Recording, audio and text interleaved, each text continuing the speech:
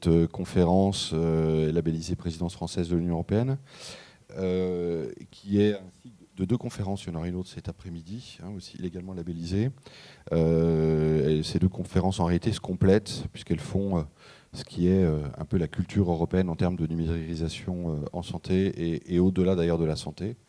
Et c'est comment on évolue vers un nouveau monde plus numérique, mais tout en conservant nos valeurs. Alors justement, notre système de valeurs, on va surtout en parler ce matin, avec une Europe protectrice.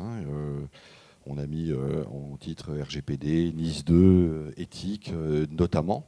Mais on va en parler ce matin avec nos interlocuteurs, je devrais presque dire nos interlocutrices, et notre interlocuteur, qui sont avec nous présents ce matin. Donc je vais commencer par présenter Brigitte Serroussi. Donc Brigitte, qui est directrice de projet à la DNS aujourd'hui, en charge de la cellule éthique. Brigitte, qui est par ailleurs PUPH à Sorbonne Université et à la PHP.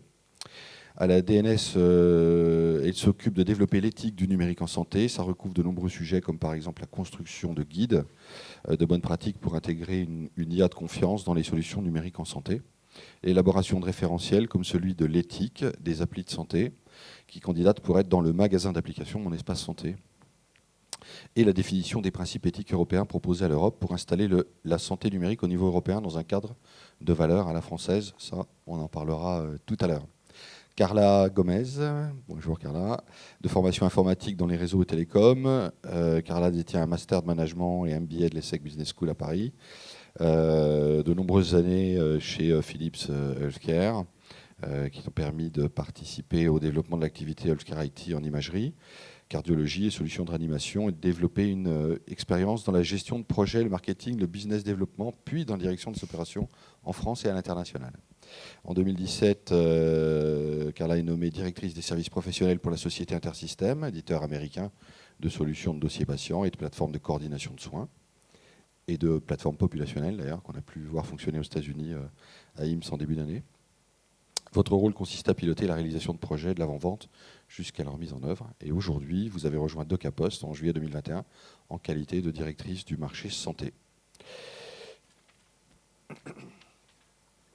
Oriane, qu'on ne présente plus, qui est référente régionale de la sécurité des systèmes d'information GCSI Santé Pays de la Loire depuis 2016. Et Oriane est en charge de l'animation de la sécurité numérique auprès des acteurs de santé ligériens, en partenariat avec l'Agence régionale de santé. Elle est également secrétaire générale de l'APSIS, l'Association pour la sécurité des systèmes d'information, depuis 2015, et enseignante vacataire à Polytech Angers. Laurence Hurin, c'est pas grave, tu compléteras. Bon, tu compléteras. J'ai pas pris la bonne présentation. Donc, qui a rejoint le cabinet Oudard et associé en septembre 2020 en tant qu'associé en charge du pôle santé numérique. Avocate, vous avez initialement exercé au sein de cabinets parisiens une activité de conseil auprès d'acteurs du numérique, que ce soit côté prestataire que client. Fort d'une solide formation en droit d'éthique, vous avez TIC, pas de l'éthique, vous avez développé une expertise juridique et technique en matière de projets numériques. Et vous êtes ainsi régulièrement sollicité auprès des acteurs publics et privés pour les conseiller, les assister dans leurs problématiques contractuelles et précontentieuses. Et par ailleurs, vous êtes DPO externalisé de la Fédération hospitalière de France. Et notre invité guest star, Philippe Costard, qui est, après plusieurs années passées dans le secteur des réseaux et des télécoms, Philippe s'est spécialisé il y a une vingtaine d'années en audit et en sécurité informatique. Il travaille depuis 5 ans chez Santéa, qui est la fédération patronale belge d'institutions de soins wallonnes et bruxelloises du secteur public. En tant qu'expert en cybersécurité, vous êtes par ailleurs certifié auditeur ISO 27001 et, je crois, DPO d'un certain nombre d'établissements, mais ça, vous nous en parlerez tout à l'heure. On va commencer cette conférence par une courte vidéo. Vous savez que cette vidéo elle est enregistrée après que le système de santé irlandais ait été bloqué suite à une cyberattaque il y a quelques mois. La vidéo présente la stratégie européenne en matière de cybersécurité, et notamment dans le champ de la santé. Donc c'est monsieur Reza Arvazi, de la Commission européenne, qu'on va entendre s'exprimer. pendant quelques minutes. C'est lors d'une réunion qui a eu lieu le 9 février 2022. Nous l'écoutons. Thanks, Stephanie. Hello, everyone. And let me first thank Dr. Magalini and the other co-organizers of this webinar for the invitation and also for the quite impressive participation in this webinar. I collect that we have several dozens of participants already online. So I work for the European Commission under Directorate H, which is responsible for digital society, trust, and cybersecurity. And within my unit, e-health, well-being, and aging, we are driving multiple actions in relation with digital health, including research, innovation, and deployment actions.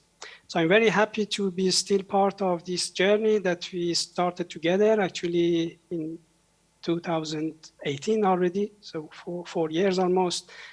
And in the remaining few minutes, I will try to outline very briefly the number of actions that have been taken in relation with cybersecurity and data protection by the Commission. Next slide, please. Thank you. Yes, so citizens' trust is a fundamental value underpinning the uptake and effectiveness of any digital technology in general, and in the health sector more specifically. It is essential that people can trust the way their health data is being accessed, can trust innovative digital solutions, and can embrace them without fear. So we have seen examples of this situation and the importance of trust in very recent cases of the COVID digital certificates and also COVID contact tracing apps. So building trust involves security and data protection, which has been subject of these projects that are organizing this webinar today and have been of strategic importance for the Commission already since many years. The next slide, please.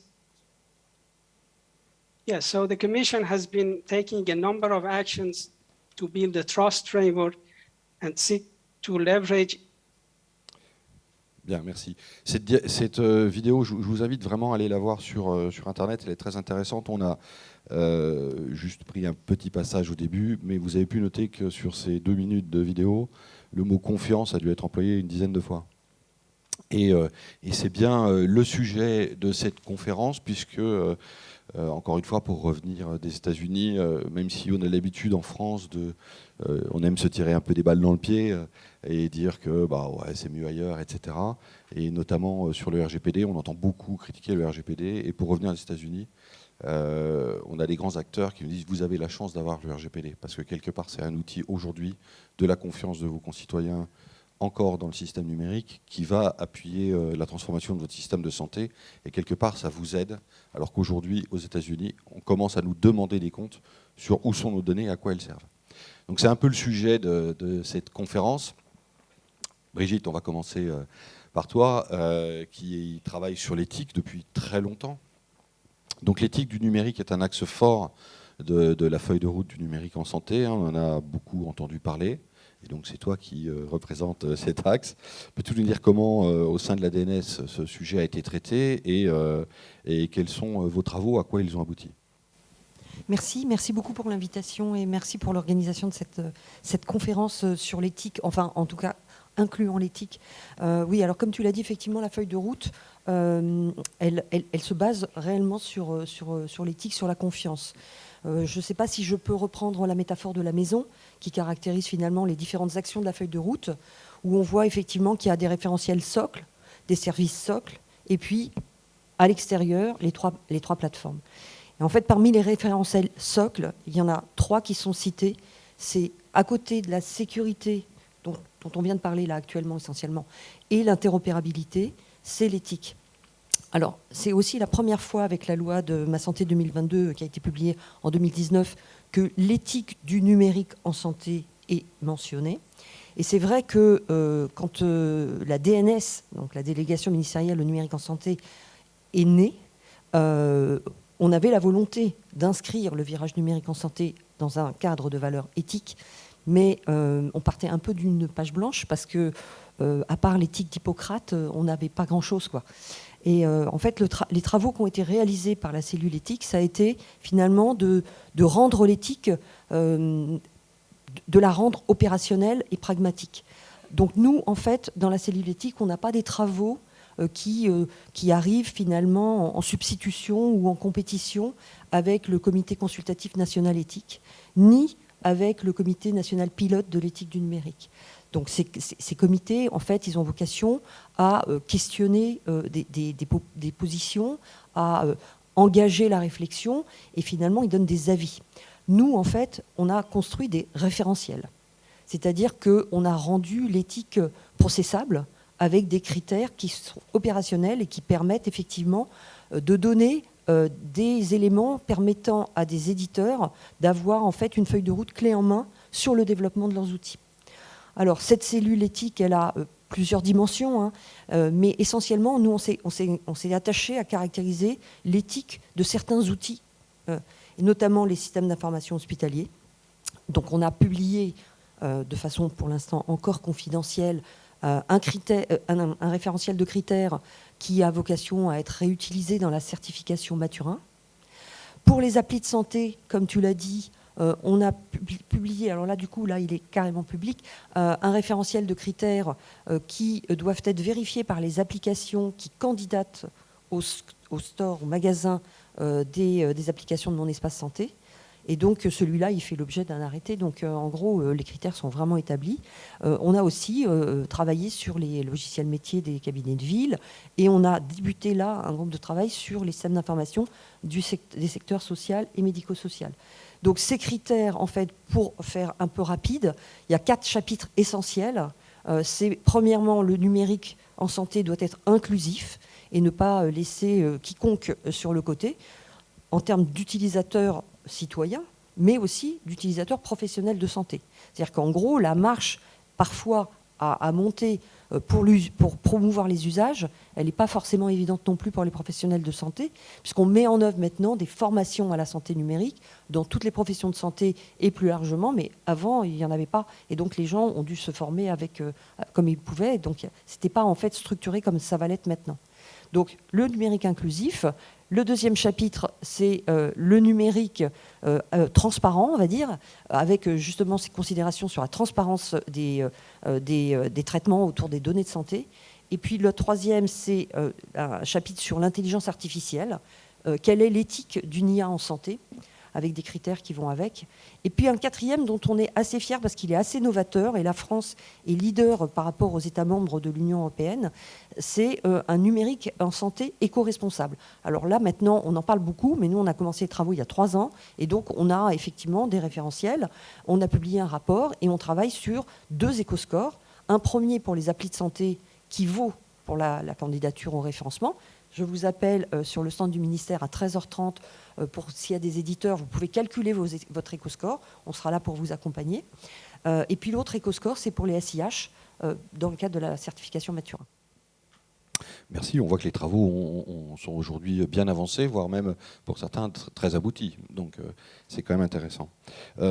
Carla, vous qui travaillez qui êtes la directrice de santé de Docapost. Docapost, quand on entend Docapost, on entend Poste, je crois. Les Français ont confiance en la Poste depuis toujours. Quand on parle de la confiance, on confie notre courrier, parfois il y a des choses très confidentielles dedans. Est-ce qu'on peut placer la même confiance dans Docapost que dans la Poste ? Alors, j'aimerais vous dire évidemment, bien sûr, oui. La Poste, vous l'avez mentionné, ça date de Louis XI, donc depuis le XVe siècle, les Français font confiance à la Poste, avec notamment la sécurité des correspondances, puisque c'est ce qui a été instauré déjà à l'époque, et le serment des postiers, puisqu'il est bien connu. Chez Docapost, on est du même ADN, de la même trame, puisqu'on est filiale à 100% du groupe La Poste.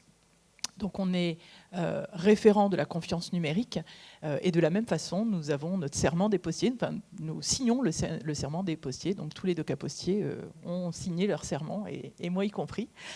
Alors, effectivement, il y a cette confiance numérique et tout à l'heure, la vidéo, j'ai oublié le nom, mais le mentionnait essentiellement Reza Razavi. Pardon. Donc l'a mentionné effectivement à plusieurs reprises.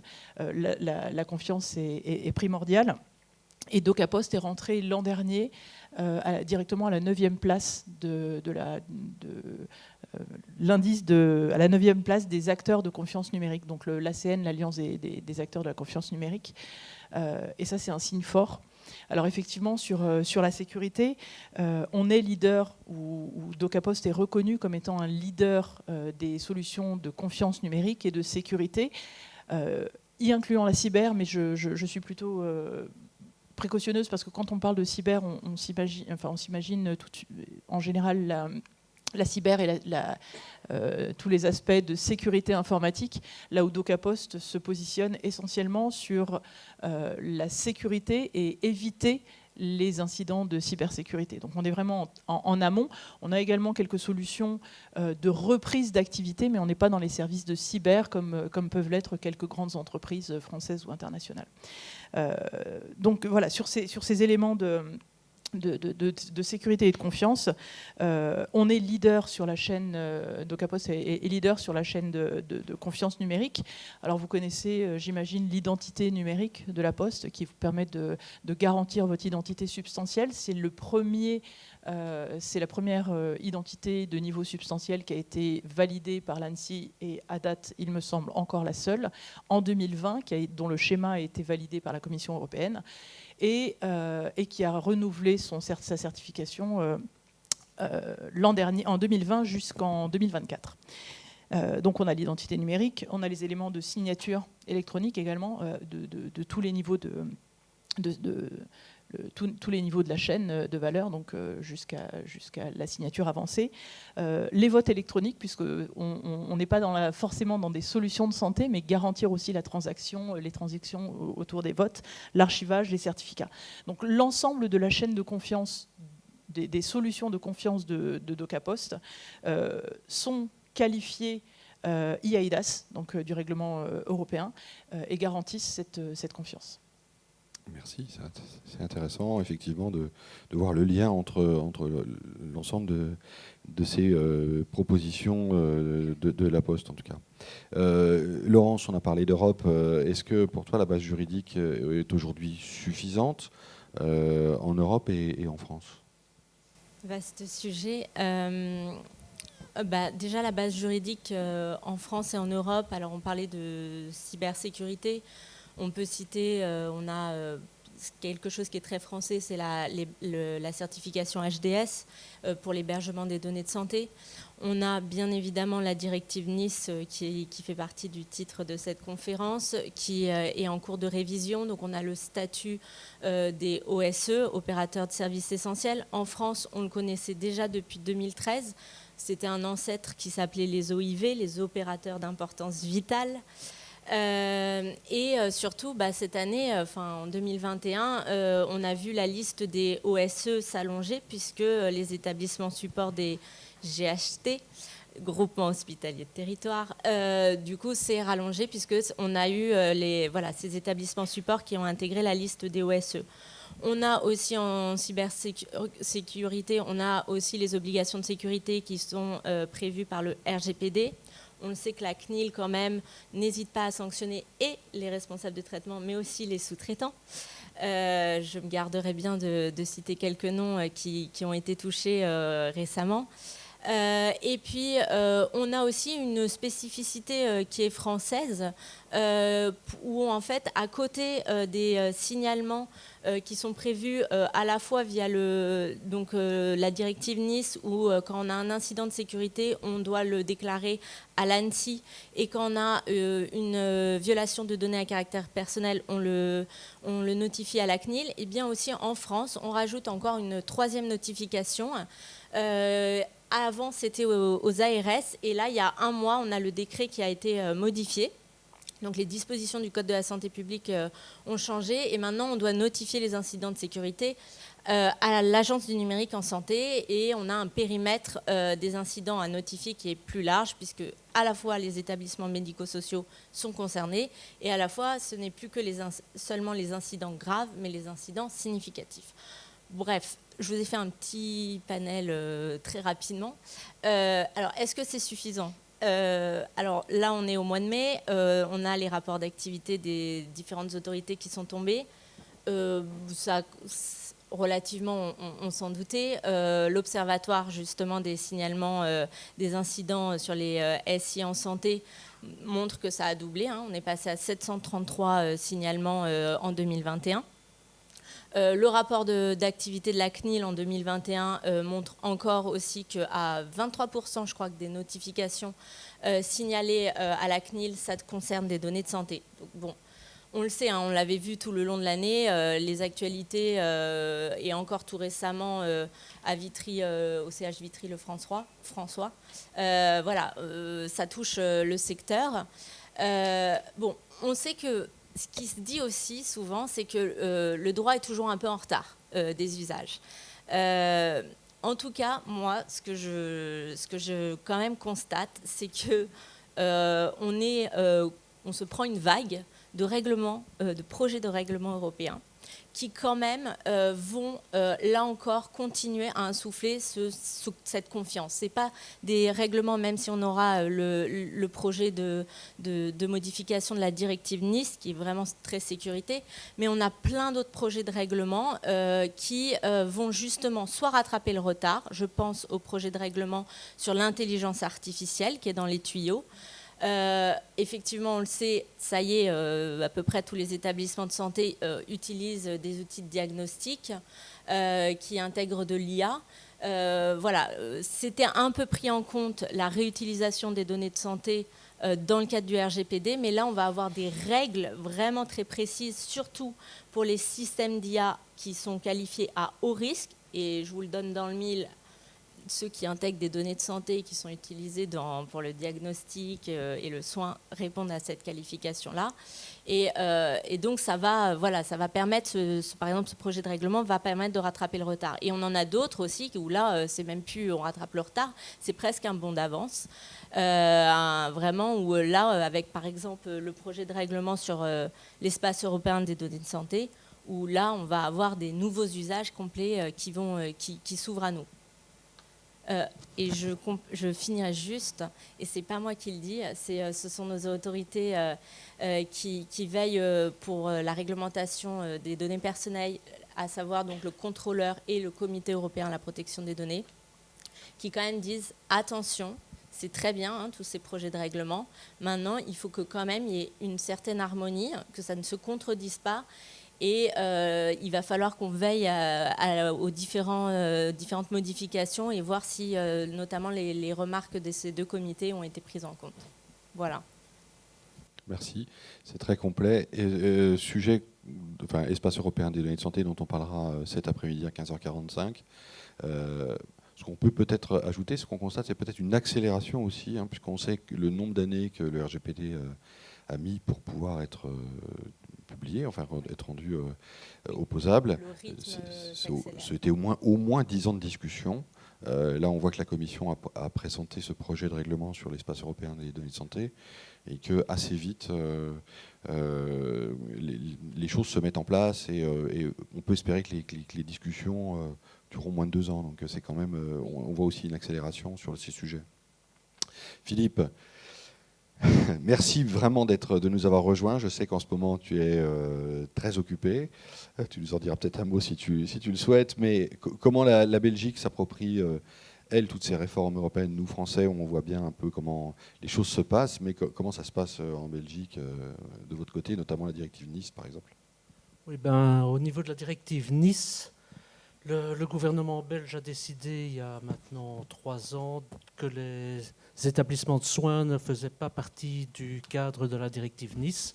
Donc aucun établissement de soins n'était définis comme opérateur de services essentiels. Je crois que la Belgique est une exception en Europe. Je crois qu'il y avait la Roumanie, mais que la Roumanie s'est mise au goût du jour. Donc, ça nous pose un très gros problème parce que, entre autres, nous sommes exclus des mécanismes d'alerte qui font que quand un établissement est attaqué en France, on est prévenu en Belgique de l'incident, des raisons de l'incident, des vecteurs d'attaque, etc. Donc, ça nous a obligés, nous, en tant que fédération, à faire une veille au niveau des cyberattaques pour regarder ce qui se passe à l'étranger et en avertir nos membres. Et pour ça, je dois dire que la France m'a donné pas mal de matériel ces 2 dernières années. Et jusqu'à une semaine, j'aurais dit que la Belgique avait été très largement épargnée, même miraculeusement épargnée par rapport à la France, même si on réduit la France à la taille de la Belgique en divisant par 6. Mais ça, c'était jusqu'à samedi 14, donc jusqu'à 4 jours, où Vivalia, c'est un groupement d'hôpitaux qui regroupe tous les hôpitaux de la province du Luxembourg, une des 9 provinces de Belgique. Donc Vivalia a été touché par une cyberattaque massive, dirigée, et qui fait que tout le groupement, donc c'est l'équivalent d'un GHT chez vous, donc tout Vivalia aujourd'hui est complètement à l'arrêt. Ils ne sont capables que de traiter les urgences vitales. Donc ça à l'échelon d'une province entière. Donc on va voir ce qui va se passer, mais en tout cas, actuellement, il n'y a aucune date de reprise d'activité prévue. Toutes les consultes sont annulées, etc. Donc ça, c'est un des types de veille que nous faisons. L'autre type de veille que nous faisons, c'est regarder ce qui est édité comme bonne pratique un peu partout dans les pays limitrophes, que ce soit des papiers de l'ENISA, de l'APSIS, etc. Nous avons aussi créé des groupes de travail où les hôpitaux de la Fédération Santéa partagent leurs bonnes pratiques avec les autres hôpitaux de Santéa. Donc maintenant, nous avons, suite à cette attaque de Vivalia, nous avons quand même interpellé le gouvernement pour leur demander s'ils ne reverraient pas leur position quant à la désignation des opérateurs de services essentiels dans le secteur des soins de santé, sachant que 2 ans après l'entrée en vigueur de la directive, les autorités sectorielles ont la possibilité de revoir leur feuille et d'éventuellement changer d'avis quant à la désignation des opérateurs de services essentiels. On a parlé de la directive NIS 2, mais bon, la directive NIS 2, on prévoit qu'elle sera approuvée probablement avant l'été 2022, donc dans pas longtemps. Mais il faut compter après ça environ 18 mois pour transposer la directive en droit national, pour autant qu'on respecte ce délai. Et puis ensuite seulement, on commence à mettre en œuvre les obligations de cette directive, mais ça nous mène en 2026, et entre 2022 et 2026, il y a 4 ans, et durant ces 4 ans, il faut bien faire quelque chose. Donc on espère que le gouvernement changera son fusil d'épaule concernant la désignation des opérateurs de services essentiels en Belgique. Très bien, merci. C'est vrai que nous, on avait beaucoup demandé en tant que fédération que les établissements soient désignés opérateurs de services essentiels, avec un accompagnement, évidemment, un accompagnement et méthodologique et financier, parce qu'on connaît les impacts. Alors, de ce que j'ai vu de passer de la directive NIS 2, c'est que la santé serait obligatoirement dedans de toute façon. Donc ça serait quand même une nouveauté qui harmoniserait à l'échelle de l'Europe au moins la question d'opérateurs de services essentiels dans le champ sanitaire. Oriane, même question, mais à l'échelle d'une région française. Quels sont les acteurs de la cybersécurité et comment ça s'organise ? Alors, bien évidemment, concernant les OSE, c'est l'Agence nationale pour la sécurité des systèmes d'information, donc l'ANSSI, qui a en charge le suivi un peu de proximité de l'avancement des OSE dans le calendrier de mise en œuvre des différentes règles liées à la directive Nice. Mais depuis quelques mois, alors pour certaines régions depuis plusieurs années, mais en tout cas pour la quasi-totalité des régions depuis quelques mois, l'ensemble des agences régionales de santé, avec l'appui de leur groupement régional d'appui au développement de l'e-santé, donc les GRAD, pour ceux qui en ont entendu parler, proposent désormais un accompagnement pour les structures de chacune des régions pour pouvoir les aider à améliorer leur maturité en matière de sécurité des systèmes d'information, et notamment lié au plan de renforcement de cybersécurité promu par le ministère, et donc en coordination avec le fonctionnaire de sécurité DSI du ministère, de telle manière à ce que l'on puisse un peu homogénéiser les accompagnements qui sont proposés dans chacune des régions à destination des structures de santé. Donc, en termes d'accompagnement, on y voit plusieurs grandes thématiques qui peuvent être adressées. Premièrement, une partie information, acculturation, donc un peu un équivalent de veille qui pourrait manquer en Belgique, tel que vous le mentionniez. Donc, afin de donner les premiers éléments de langage, les premières informations et les enjeux et objectifs, ainsi que les risques liés au numérique en santé à destination des directeurs de structures.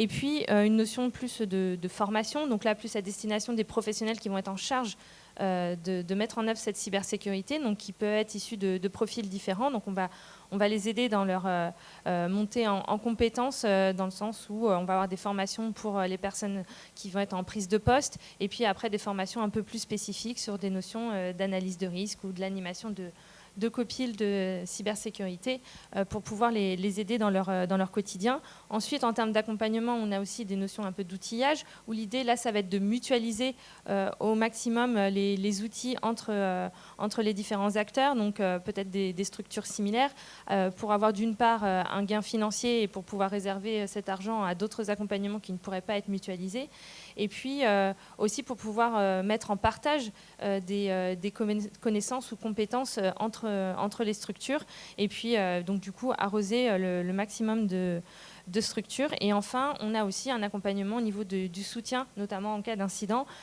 donc au travers des différents process de signalement, en coordination donc avec le CERT Santé de l'Agence du numérique en santé qui récupère les incidents de sécurité et qui les traite. On peut les traiter en coordination avec eux et puis soutenir nos structures effectivement en cas d'incident par ailleurs. Donc ces différents accompagnements sont plus ou moins matures en fonction des régions, et en tout cas les OSE peuvent s'appuyer sur ces différents accompagnements pour s'aider à mettre en œuvre les différentes règles de la directive Nice. Donc on a une coordination qui est en train de se mettre en place entre l'ANSSI et les régions pour pouvoir accompagner au mieux les établissements, donc là en fonction de la maturité des régions. Et puis l'idée vraiment des accompagnements régionaux, c'est aussi de pouvoir arroser entre guillemets l'ensemble des structures au-delà des structures OSE, mais aussi de pouvoir accompagner les structures privées non lucratives, privées, le médico-social, et de plus en plus nous sommes interrogés par les professionnels de santé libéraux qui ont aussi beaucoup d'interrogations et de besoins en matière d'accompagnement sur la partie cybersécurité.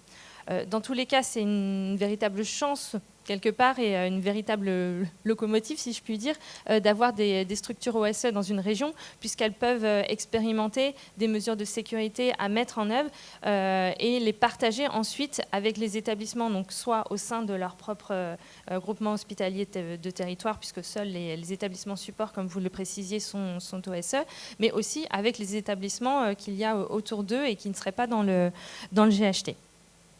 Donc, en termes d'accompagnement, on a également les conseils régionaux qui peuvent avoir des missions autour de la cybersécurité. Donc là, plus à l'attention soit des collectivités territoriales, mais aussi des TPE, PME. Mais du coup, on peut créer des synergies avec les conseils régionaux pour pouvoir démultiplier les accompagnements autour de la cybersécurité.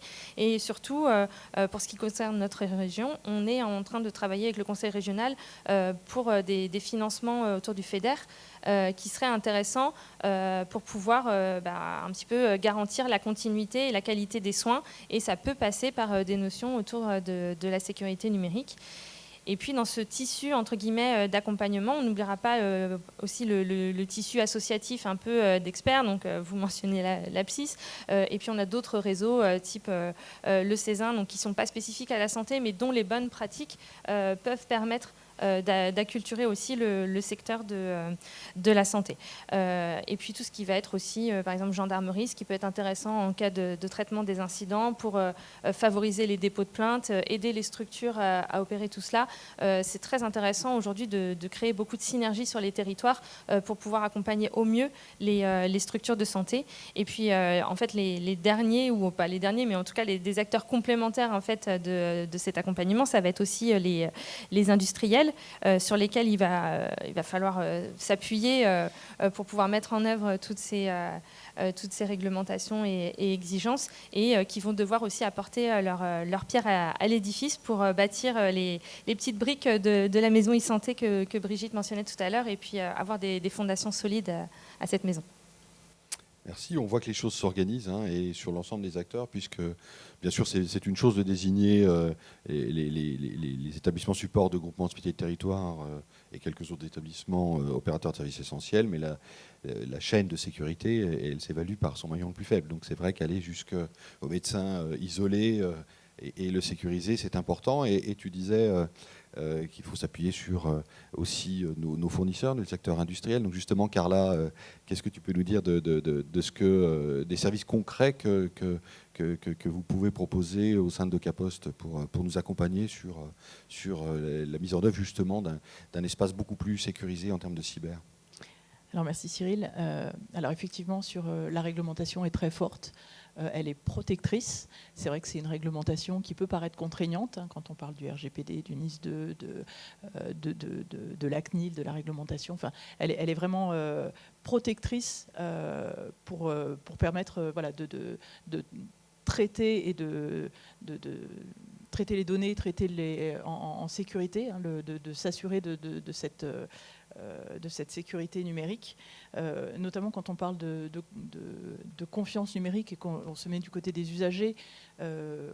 Aujourd'hui, l'usage du numérique augmente depuis plusieurs années. La confiance est-elle en décroissance, il y a 51% des Français qui font confiance au numérique tout court, et ça tombe à 34%. À partir de 65 ans. Donc, à partir de, pardon 65 ans.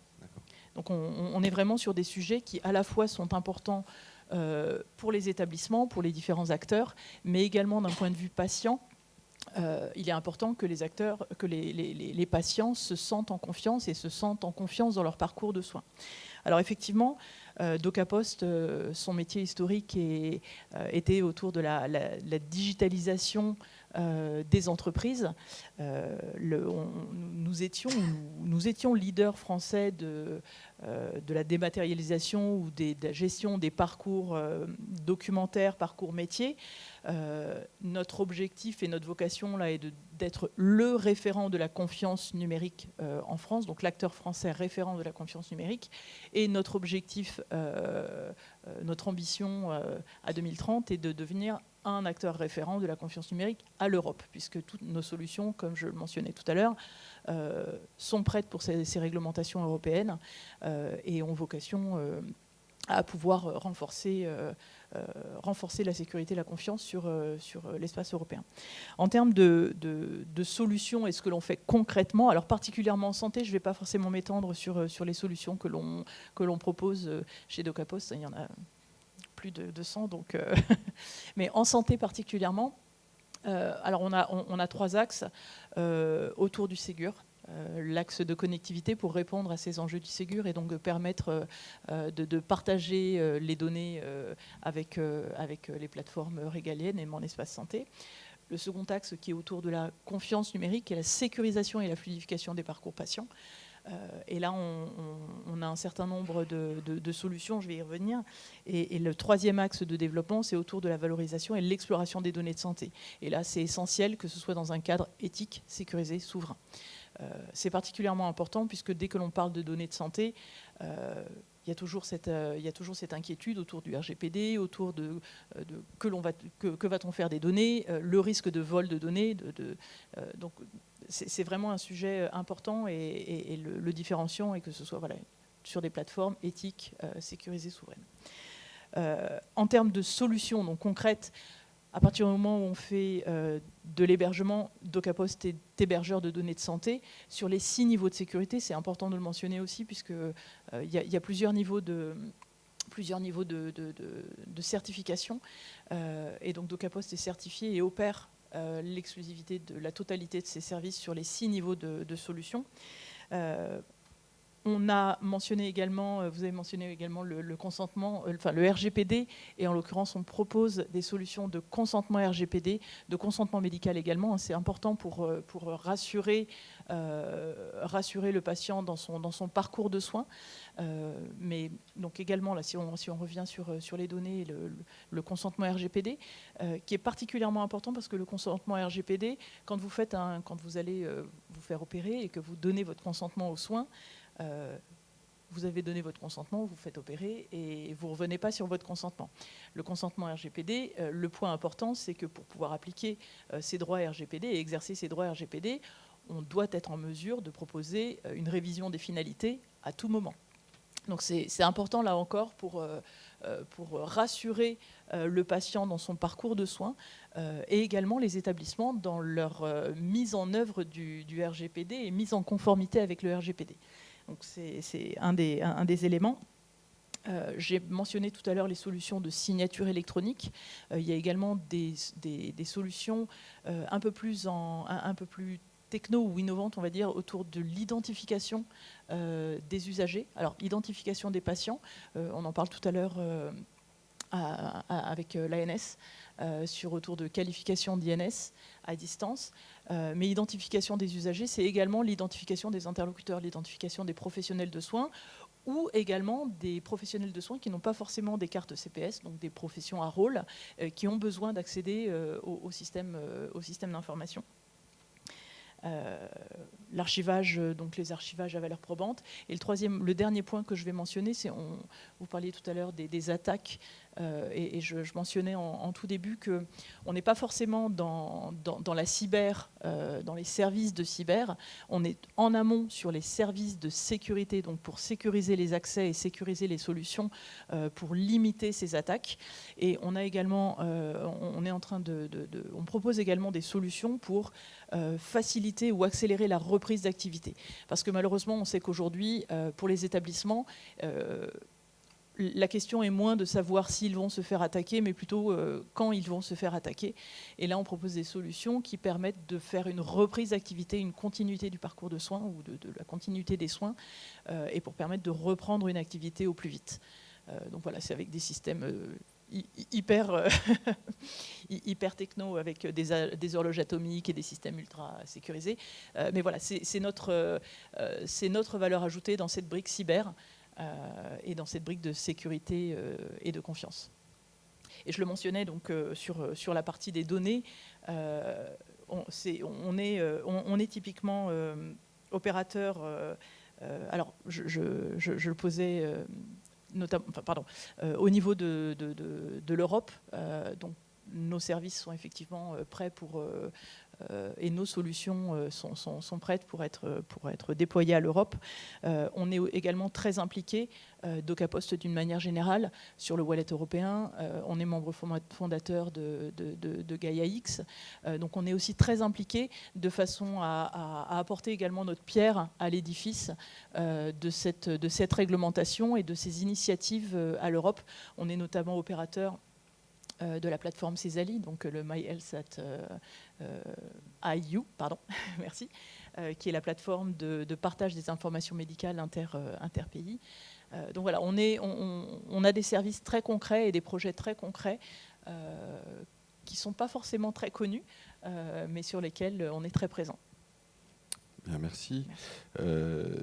Brigitte, donc on voit bien comment les régions peuvent s'organiser pour accompagner le système de santé. On voit bien comment les industriels s'organisent. Quand le ministère peut nous accompagner dans la mise en œuvre justement de la charte éthique? Alors, d'abord, je voulais juste intervenir sur les prises de parole précédentes. Pour dire que, en fait, je pense, moi, par contre, que l'innovation dans le numérique en santé est en accélération et qu'elle est vraiment en avance sur le réglementaire. Vous avez dit le contraire tout à l'heure. Je n'étais pas tout à fait d'accord. Et je pense que, du coup, avec l'innovation, il y a des usages qui arrivent. Et du coup, on découvre des situations non éthiques. Et à ce moment-là, on dit, dans le cadre de l'éthique, qu'il faut arranger un petit peu tout ça. Et après, ça se durcit. Et ça devient du réglementaire. En fait, pour moi, l'éthique, c'est un réglementaire avant l'heure, qui n'est pas inscrit dans les textes, mais qui vient des usages qui posent problème et qu'il faut effectivement gérer. Voilà. Du coup, comment la DNS accompagne pardon, excusez-moi, c'est pas grave. Merci. En fait, nous, on fait des référentiels, comme je l'ai dit, et on accompagne sur le terrain de façon à ce qu'ils soient effectivement d'abord connus, que les gens se les approprient et que effectivement ils les mettent en œuvre. Du coup, ces référentiels, pour l'instant, il y en a un qui est très incitatif, puisque le référentiel sur les applis de santé, il vaut dans la candidature au référencement. Pareil pour ceux des systèmes d'information hospitaliers. Par contre, les autres, et ceux-là d'ailleurs, ils auront vocation à être opposables. Ça veut dire qu'à un moment donné, il faudra effectivement prendre la mesure de leur mise en œuvre. Alors, ces référentiels, en fait, il faut savoir quand même, ils ont été construits par des groupes de travail où il y avait vraiment toutes les représentations professionnelles, pas simplement de santé, il y avait des juristes, des avocats, des sociologues, des philosophes, des éthiciens, etc. Et en gros, il faut savoir qu'ils ont été à l'origine de la création de cette charte éthique européenne, donc ces fameux principes européens éthiques. Et en gros, pour l'accélération aussi de la mise en œuvre, c'est que nous, en fait, on a créé une première version de cette charte au sein de la DNS en à peu près un mois. Et en un mois, on a réussi à négocier avec les équivalents DNS représentatifs des États membres, ça s'appelle le e-Health Network, de façon à ce que les États membres s'approprient exactement cette charte. En tout cas, il y a eu des négociations, on a effectivement co-construit certains des principes, mais en gros, ça a été adopté en 3 semaines. Donc, et là, maintenant, on est en train de travailler à la mise en œuvre en pratique de cette charte éthique par les différents États membres, la France en faisant partie, avec une grille qui va permettre de quantifier, qualifier la maturité éthique du numérique en santé au niveau national. Et ça, c'est vrai au niveau de tous les États membres. Par ailleurs, il faut aussi savoir que cette charte éthique, qui a été en fait publiée avant que le projet de règlement sur l'espace européen des données de santé soit publié au début du mois de mai, eh bien, en fait, il y a eu un retard à la publication parce qu'effectivement, il y a des choses qui ont été revues à l'intérieur de ce projet de règlement à la lumière des principes éthiques européens dont la France était finalement à l'origine, pour lesquels elle était à l'origine. Donc, ces principes éthiques européens, en fait, ils sont aussi intégrés dans le projet de règlement d'IA, dans la partie, effectivement, qui concerne la santé. Et donc, en fait, on peut dire que la problématique de la prise en compte de l'éthique au niveau français, avec cette vision très particulière de la France, on dit une éthique du numérique en santé à la française, parce qu'effectivement, on est respectueux des droits de chacun, on est effectivement dans un numérique en santé souverain, et on a beaucoup de volonté que finalement tout le monde monte à bord et de façon harmonieuse. Eh bien, ça, en fait, c'est en train de perfuser largement au niveau de l'Europe. Et, comme tu l'as dit tout à l'heure, alors que les Américains nous envient le RGPD, ils vont bientôt nous envier les principes européens de l'éthique. Tant mieux, merci. Je note aussi que donc l'éthique permet d'accompagner, on va dire, l'innovation numérique qui peut aller très vite, avant même en laissant le temps aux réglementaires de s'adapter. On va dire que c'est un cadre de valeur dans lequel on peut tous se reconnaître et dire tant qu'on respecte au moins ce cadre de valeur, à un moment donné, on sera conforme à la réglementation qui arrivera. Qui arrivera après, voilà, c'est ça. Et juste peut-être pour rebondir sur ce que vous avez dit, c'est que je pense que le RGPD, l'éthique, tout ce qui est réglementaire, etc., c'est pas des contraintes, c'est des opportunités. J'en suis parce que sinon, s'il n'y a pas tout ça, alors il y aura des problèmes avec une... c'est très difficile de construire la confiance, c'est très facile de la rompre. Absolument. On va avancer, il nous reste 10 minutes. Non, merci. Oriane, on a beaucoup parlé de RGPD et d'INS, mais ce ne sont pas les seuls règlements qui peuvent s'appliquer à nous. Tu en vois d'autres, actuels ou à venir ? Alors oui, effectivement, Carla l'a évoqué tout à l'heure, on avait le règlement EIDAS. Donc, grosso modo, il établit le cadre d'interopérabilité pour définir les schémas nationaux d'identification. Bon, en gros, c'est comment qualifier qu'une identifiée attribuée est la bonne. On va le faire simple. Et qui, du coup, a contribué à rendre opposables dans notre droit français les référentiels de sécurité et d'interopérabilité. Et finalement, ça s'est matérialisé depuis peu pour nous, puisque le référentiel d'identification électronique est paru début avril, et donc il est opposable. Bon, on ne va pas prendre le temps de définir ce référentiel, mais en gros, il y a 3 volets autour de la personne morale, de la personne physique et des usagers. Donc, par exemple, ce document, il va permettre donc un renforcement du niveau de sécurité pour ce qui concerne l'identification électronique, et il va aussi décrire les moyens d'identification électronique qui sont autorisés pour accéder à de la donnée de santé. Donc, si je prends un exemple très parlant, en fait, on va être vers la fin d'utilisation d'un login mot de passe simple pour accéder à de la donnée de santé. Donc, au 1er janvier 2023, tous les services dits sensibles, donc qui portent de la donnée de santé, devront être accessibles via ProSanté Connect. Donc c'est un équivalent dématérialisé de la carte de professionnel de santé pour les professionnels. Et de manière transitoire, on va tolérer à ce que des logins mots de passe soient encore utilisés, à condition de remplir un certain nombre de conditions. Donc on est doucement en train d'amener les gens à généraliser ce qu'on appelle l'authentification forte, donc avoir deux facteurs d'identification lorsqu'on va vouloir accéder à de la donnée de santé. Si je transpose ça pour les usagers en termes d'identification électronique, vous l'avez évoqué aussi tout à l'heure, donc on va avoir l'identité nationale de santé qui, là, du coup, va nécessiter dans les structures de santé de revoir un petit peu, d'ajuster les procédures autour de l'identitovigilance et des vérifications des différents traits d'identité. Donc on voit bien que tout ça concourt quand même à améliorer la sécurité, mais il va y avoir un peu de conduite du changement au niveau des établissements pour s'approprier ces nouveaux moyens d'identification et puis toutes ces nouvelles procédures.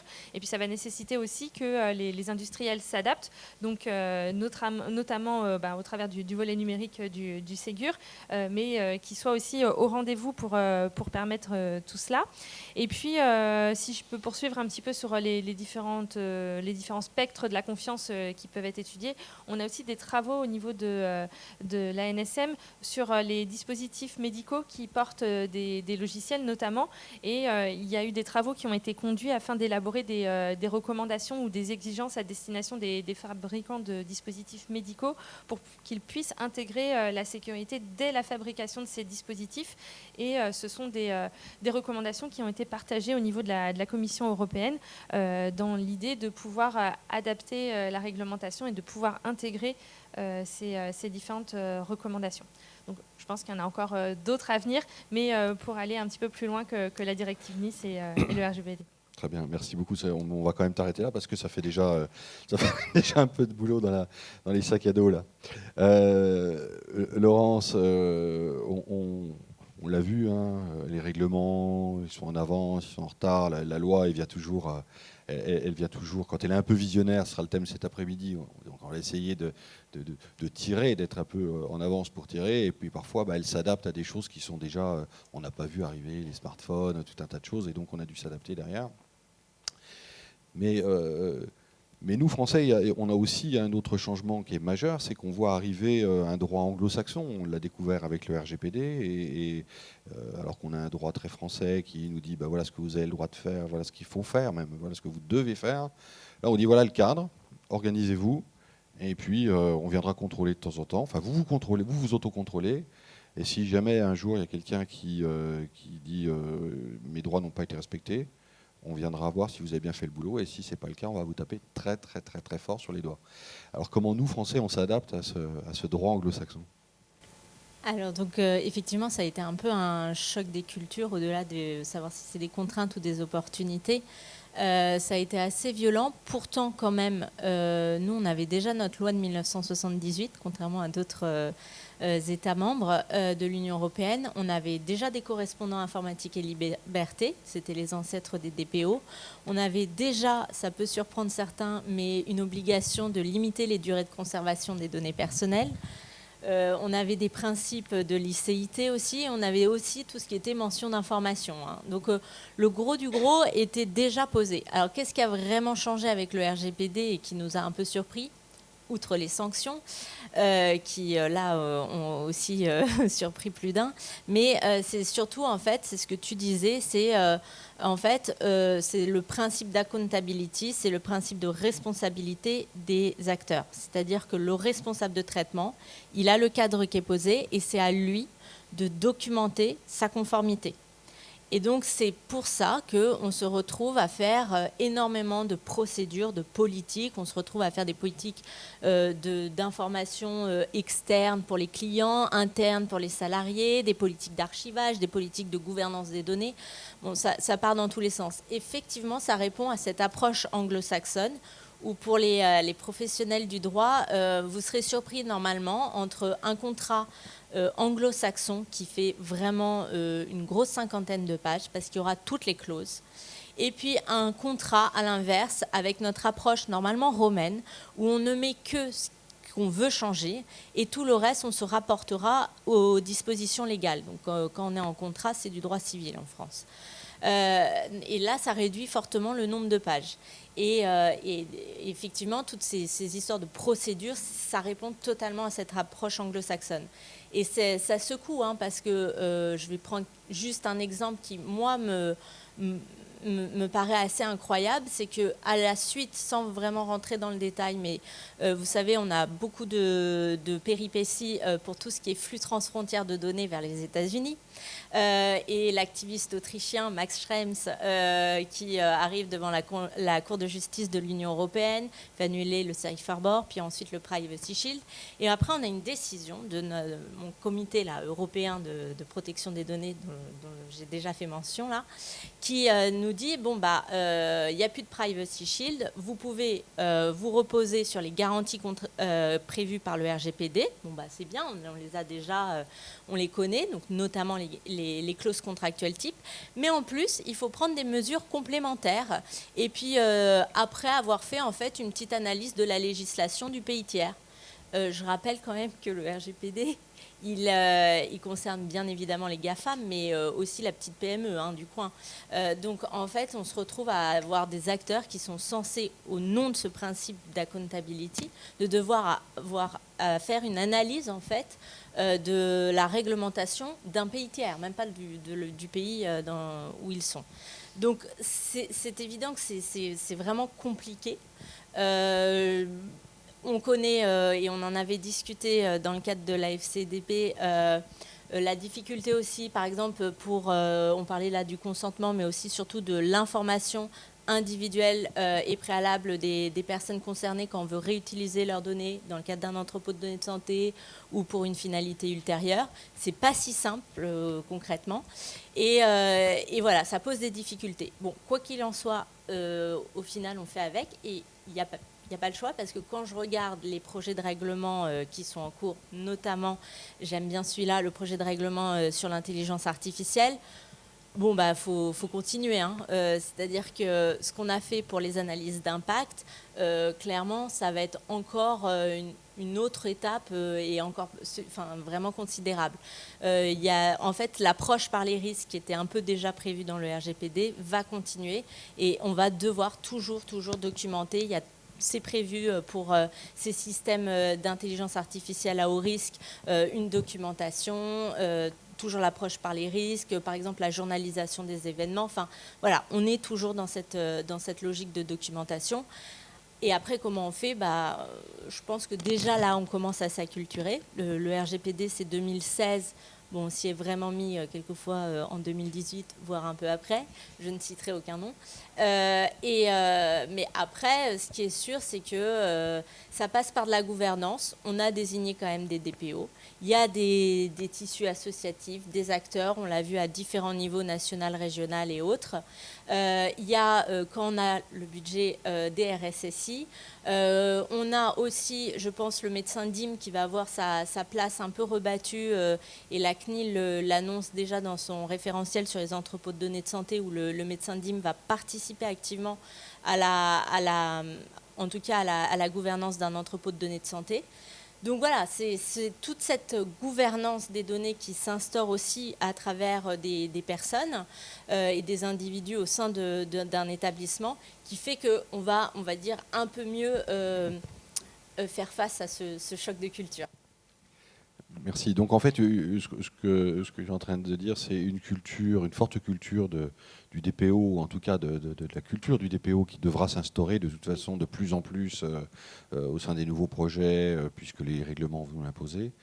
Et une bonne nouvelle aussi, une culture médicale très forte qui va devoir aussi être intégrée aux différents projets qui vont toucher à la donnée de santé, quoi. Et notamment aussi pour l'IA, il va y avoir encore des grandes questions sur la gouvernance en fait, de tous ces projets qui sont mis en œuvre et effectivement aussi de l'éthique, hein, parce que quand on va se lancer dans un projet, un système d'IA, va falloir, pour choisir quelles données on va utiliser pour faire apprendre le système, là, ça ne va pas être que les informaticiens ou ingénieurs, ça va être aussi des médecins, des comités éthiques, et tout ça, ça va devoir s'organiser. Voilà. Et les médecins DIM vont retrouver une place importante dans ces sujets, je le crois, comme ils l'avaient connu quand on avait informatisé les unités de soins et les DPI à l'époque. Je ne peux pas m'empêcher de dire et les patients, parce que là, depuis tout à l'heure, on n'a pas prononcé le mot patient. Et je pense que la clé du succès de tous ces comités, etc., c'est vraiment une forte représentation de patients avec vraiment une activité décisionnelle, quoi. Pas genre des figurants, quoi. Et ça fait partie de l'éthique aussi. On avait interrogé l'année dernière, justement, lors d'une table ronde, le président de France Asso Santé. Et effectivement, la question, c'est de savoir aussi comment les patients pouvaient être intégrés à l'avenir dans les différents projets. Et c'est clair que plus on va aller vers un traitement des données de santé, et plus les patients devront avoir un avis et devront être intégrés. Merci de l'avoir précisé, Brigitte.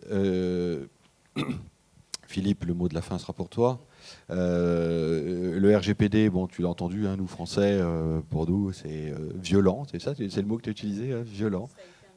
Ouais, c'était un petit choc. Et pour vous, en Belgique, c'était plus facile ?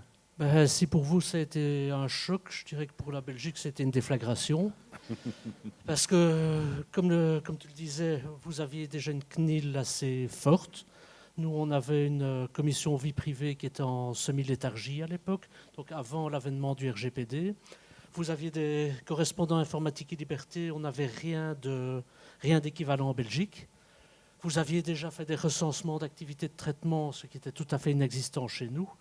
Donc nous, on est parti de beaucoup, beaucoup plus loin que vous, sachant que mettre en conformité RGPD un établissement de soins, un hôpital principalement, c'est quand même un énorme effort.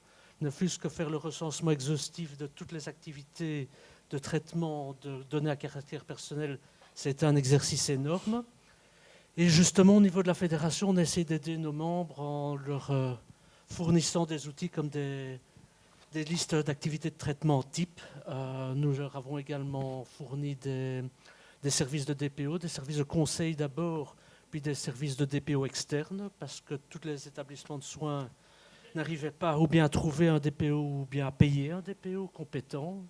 Donc on fournit un service de DPO externe à certains hôpitaux, dont Vivalia, dont on a parlé tantôt. Il y a eu aussi toutes les difficultés d'encadrer au niveau RGPD la recherche, que ce soit la recherche prospective ou rétrospective. Donc ça fait un énorme travail. Je crois que l'écart s'est réduit par rapport à vous, mais on est toujours occupé à cravacher dur pour se mettre en conformité. Et on n'y est pas encore tout à fait aujourd'hui. Nous non plus, je te rassure.